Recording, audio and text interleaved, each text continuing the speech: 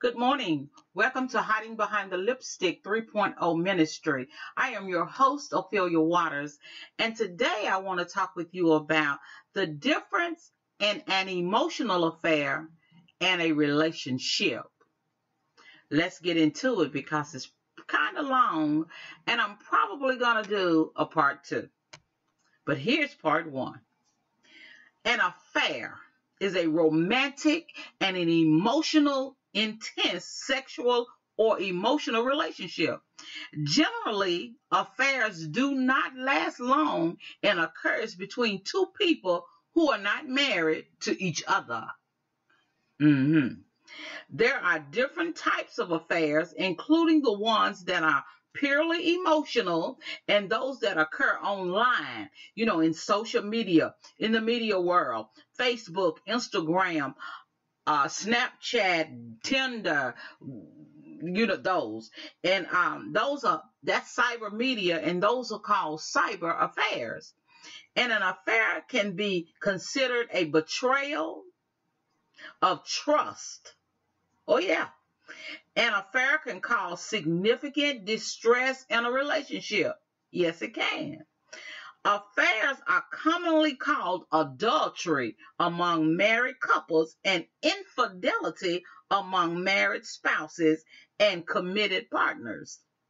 If you hear it called a love affair, a fling, and extramarital relations, its real name is sin. Let me say that again. The real name for all the things I just described is sin. And the end result is the same. It's hurtful and it's painful and it causes brokenness. And oftentimes it causes the dissolution of a marriage. Excuse me. The romance that is entailed in this affair of the heart often involves sexual liaisons among the unmarried and the married persons. Again, we call it sin. This type of affair is a casual relationship, which is physical and may be an emotional relationship between two people who may engage in sexual relationship. This type is often done without the expectations of a more formalized romantic relationship or involvement. You may know that as a hookup. Now, have you ever heard of a sanctioned affair, which is also known as an open marriage or an open relationship, which means that you do what you want to do and I do what I want to do and it's fine, or we do it all together. Does not matter. It could be known as swinging, dating, or polygamy, or just a menage a trois.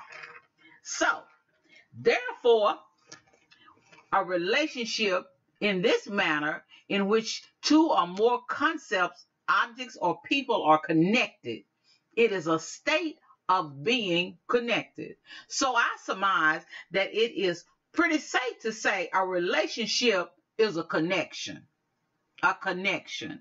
And when we think about connection, well, let's look at the definition of connection. If connection is the state of being connected, there which is a relationship in which a person is linked or associated with someone else.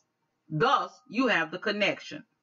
Now, there are some synonyms for the word connection, and they are linked, relationship, relation, attachment, friend, ally, or acquaintance. See, these are the words that you hear people describe that slick stuff they doing with these words here. But if one is in a relationship, then there ought to be some reciprocity going on. Somebody else, in other words, somebody else ought to be feeling the same way that you are. If you're connected, then they should be connected too. But a lot of times in affairs versus relationship, you don't get the commitment or the connection. Remember, it's a hookup to one, maybe both. But if that understanding is not clear up front, it could be some problems on down the line. And I know I'm right about it.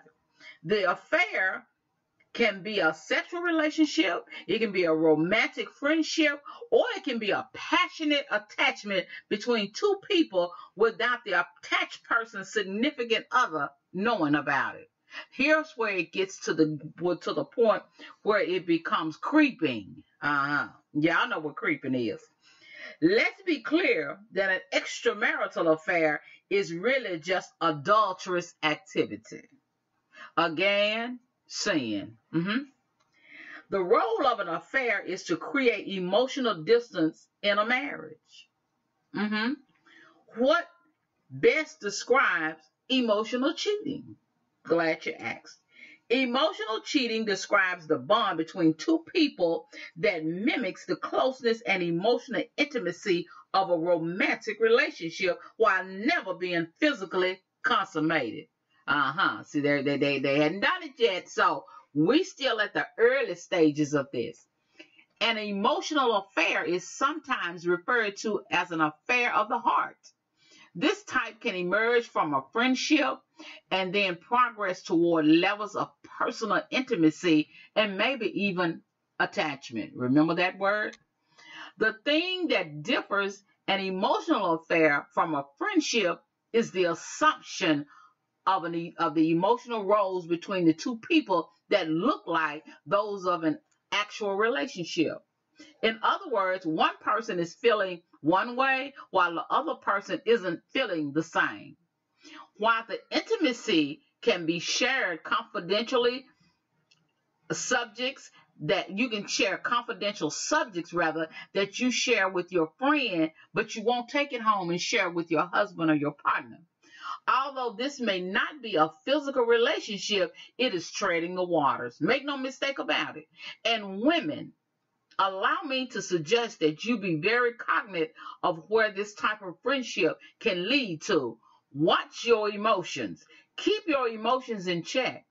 And always be aware of not crossing the line, especially if you are vulnerable during this friendship. Because if you are vulnerable, then you become an easy target for that friend to coerce you into crossing the line. It is possible to become attached to someone without being sexual or physical, simply from an emotional standpoint. It has been theorized that an emotional affair can injure a committed relationship. Well, of course, more than a one-night stand.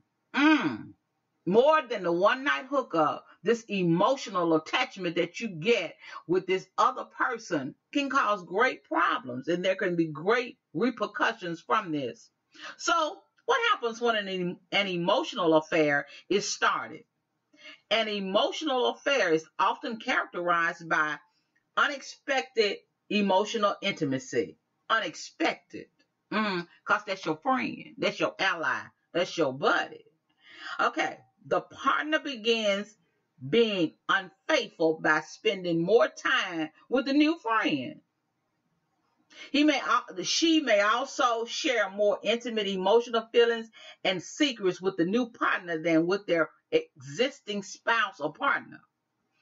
When time is put in spending it away from home, from the spouse, the relationship may suffer, and it will suffer. Then comes the deception and the secrecy. Can you share with your spouse the real amount of time that you spend with your friend? Can you tell them that you are really going to meet your new friend? Or do you make up other activities and reasons to be gone from home? Or perhaps you never mention this person to your spouse at all while discussing your daily activities, or you conceal the rendezvous altogether.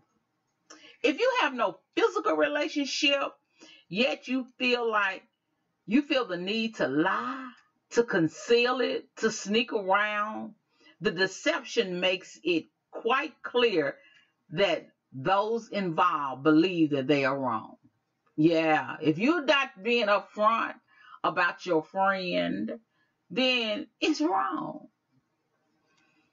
Then comes increased fighting. This happens when a person have become emotionally involved with someone and don't recognize the feelings as valid feelings. They may then begin to channel their anger and disgust of their feelings upon someone else. A person may rationalize a cause to someone else, which can lead to increased fighting and put a strain on the relationship. And next, we get to the sexual and emotional chemistry. We as adults know this can present itself based on a physical attraction one might feel for another person. Prince described it better. I'm just physically attracted to you. You have lost interest in a physical relation with your own spouse. Allow me to share this with you. If you are having an emotional affair, the chances are pretty great that a physical affair will happen. Let's just keep it real. If you play with fire, you apt to get burned. That's what my mama used to tell me. So you need to be aware that this could happen. Remember I told you up there, when you start sneaking around, you're treading on some waters now. That's why it's so important to keep your mind and heart guarded from this type of incident. If you're too friendly with co-workers of the opposite sex, if you spend too much time with this co-worker, I'm just using co-workers as an example, of the opposite sex, if your spouse is unaware of the time that you spend with the co-worker of the opposite sex, late night phone calls, or texting with the co-worker of opposite sex, these things can be the beginning of the end of your marriage and or the end of life as you now know it. Yes, it is dangerous to start up this type of situation. Now, cheaters oftentimes feel guilt-free when conducting an emotional affair because they justify it by saying, well, there is no sexual involvement, there is nothing going on, but it's not going on yet. However, there is still intimacy going on outside of your marriage or your relationship. You can dress up a pig, but it's still a pig. And it will get down and dirty in the mud as soon as the opportunity presents itself. Now, I want you to remember this analogy. But let me tell you this. Do not allow a platonic and innocent friendship to become a full-blown emotional affair that is being disguised as BFF. Don't do it. This will only lead to hurt and pain. Don't do this. Women, let me give you a checklist of things that women will do that constitutes an emotional affair. Okay, now I need you to come closer to your computer, your iPhone, your iPad, your Android phone. Just get a little closer so you can understand and hear me really good. Now, that conversation you wouldn't want your spouse to hear or see, that's a hint. If you're dressing to impress a specific person, you went out and bought a whole new wardrobe because you want to impress your friend on the slick. You're trying to create opportunities to be alone with this specific person. If you delete text messages or emails to keep your spouse from seeing them, your mind is clouded with sexual and romantic thoughts of this specific person. Then I would say that if you check any of these off the checklist, you might need to check yourself at this point. Remember, affairs don't start in the bedroom, they start in the mind. In the mind.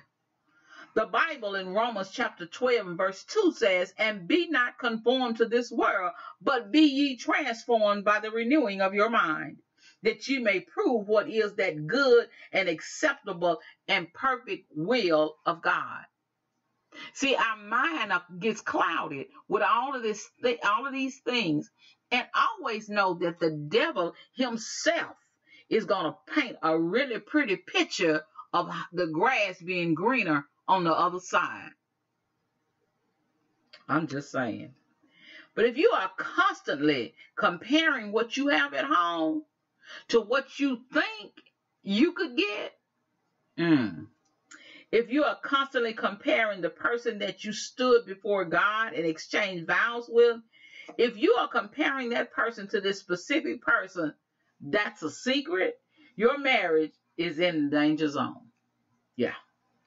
If you're looking for ways to get away from your spouse when your emotions are all caught up in this emotional affair, you subconsciously start seeing your spouse as a negative distraction, and you start to pull away. See how the devil is painting this prettier picture, and you start to not see home quite the same anymore.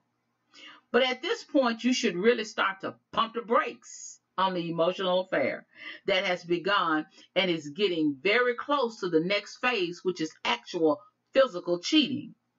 You now are at the risk taking place in your mind, and the devil will give you enough room to hang yourself. In your mind, you are planning a whole new life with this other person.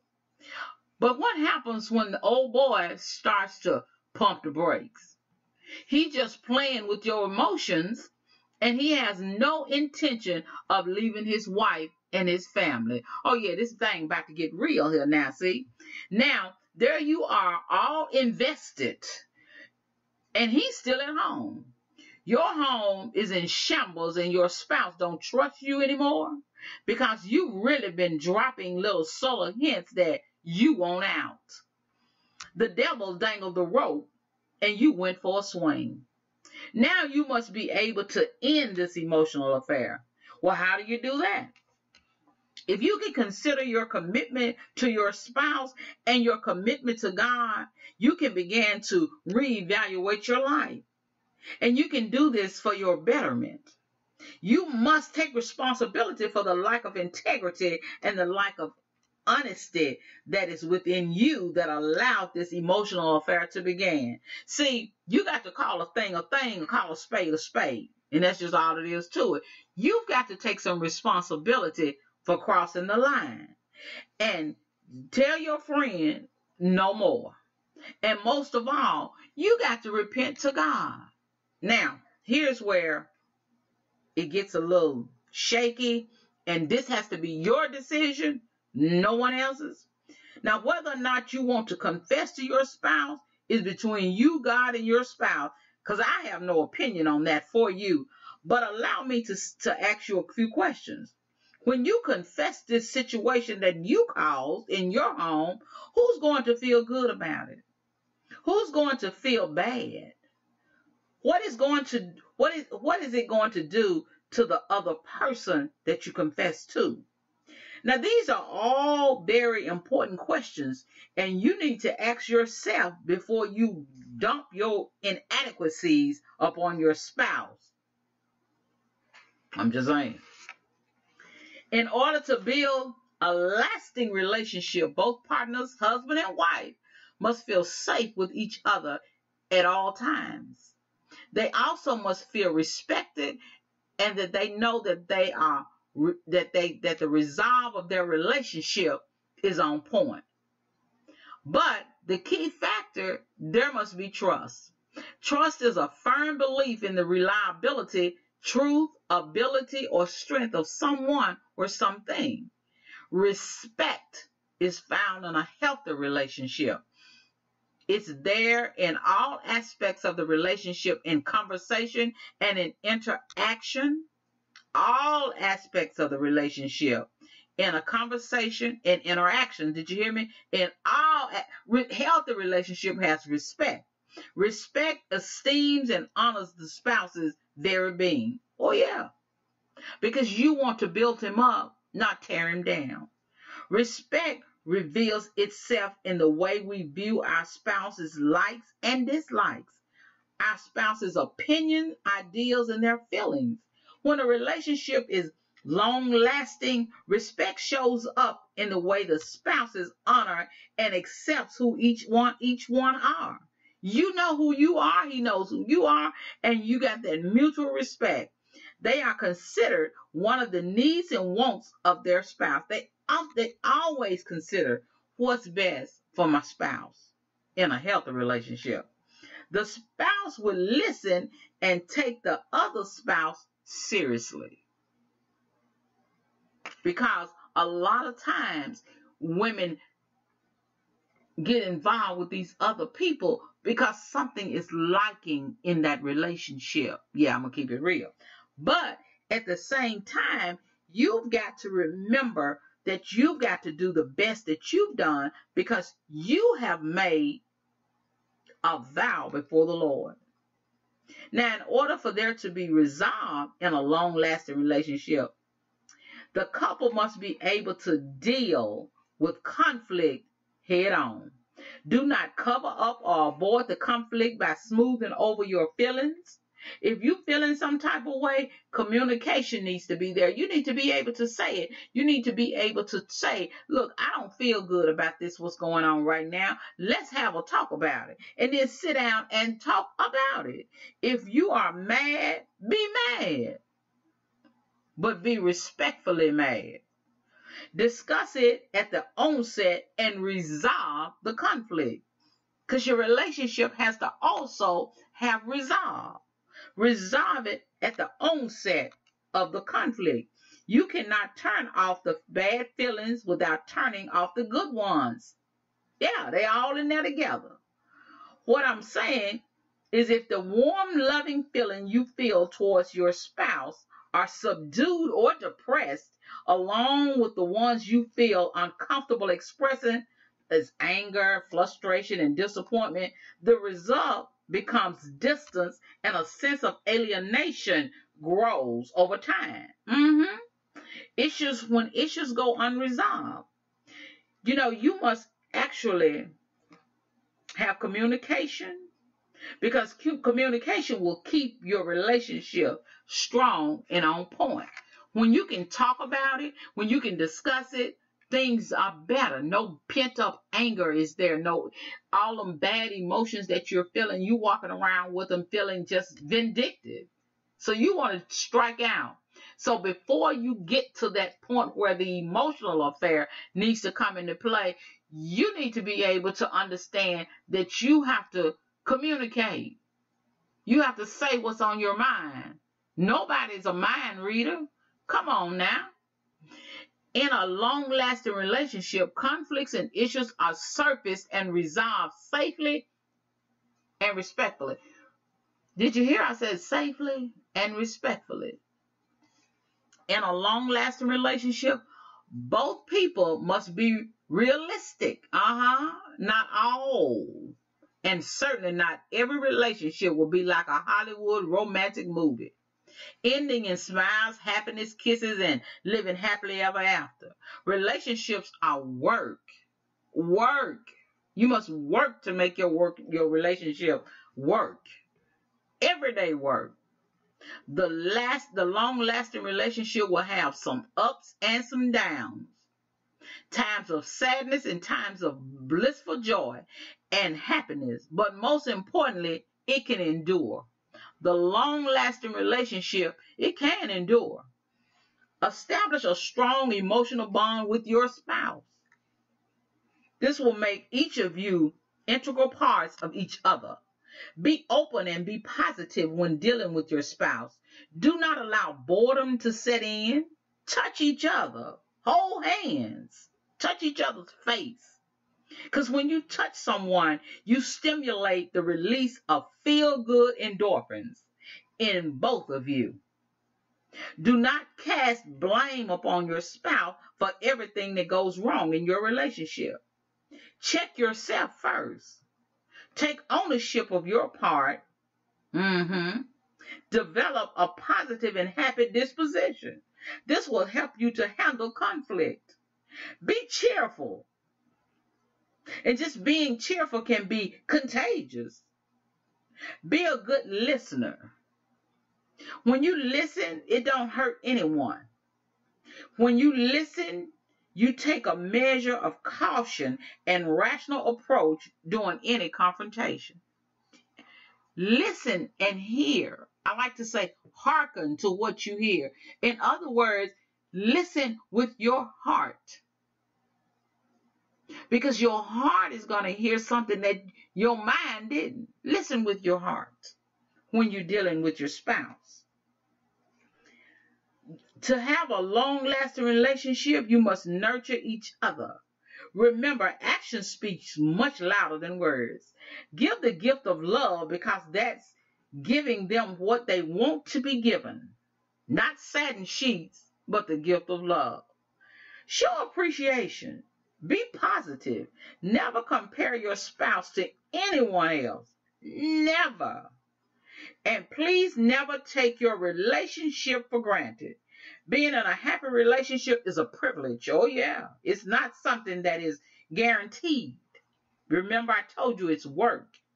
Treat your relationship as if it is the most precious and special thing that's worthy of celebration. Now, the Bible tells us in 1 Corinthians chapter 13, verses 4 through 7, that love is patient and kind. Love does not envy or boast. It is not rude. Check yourself. It does not insist on its own way. Check yourself. It is not irritable or resentful. It does not rejoice at wrongdoing, but rejoices in the truth. Love bears all things, believes all things, hope all things, and love endures all things. See, I told you this relationship can be endured. Love is what will hold a relationship together. Love will make a man leave his father and mother and hold fast to his wife. And love will make them one flesh. Love will have you to encourage each other. Love will have you to build each other up. Love will keep you from committing adultery. Oh, yeah. Love will keep your heart with all vigilance.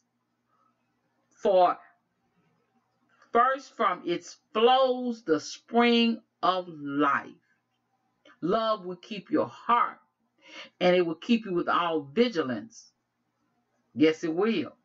Love will allow you to keep your marriage bed undefiled. Check yourself. Love will make wives submit to their own husbands as is fitting in the Lord. Oh, yeah. That's what love will do. Love will make husbands love their wives, and love will keep them from being harsh with them. What love? Love will make husbands love their wives, and love will keep them from being harsh with them. Love will allow you to live in harmony with one another in accord with Jesus Christ. I want to tell you this morning that if you're in a relationship and if you want it to be a long-lasting, loving relationship, I admonish you to put God first. Remember the vows that you took. It's very, very crucial that you do the right thing in your relationship, in your marriage. The cheating, emotional affairs will only bring your marriage to detriment. You don't want this. You really don't want this. Remember, the grass is not always greener on the other side. Until next time, thank you for listening to Hiding Behind the Lipstick. And I hope, and my prayer is that something was said that will help you, something that will spark something in your mind and in your heart, that you will understand that this relationship will endure. Until next time, be blessed.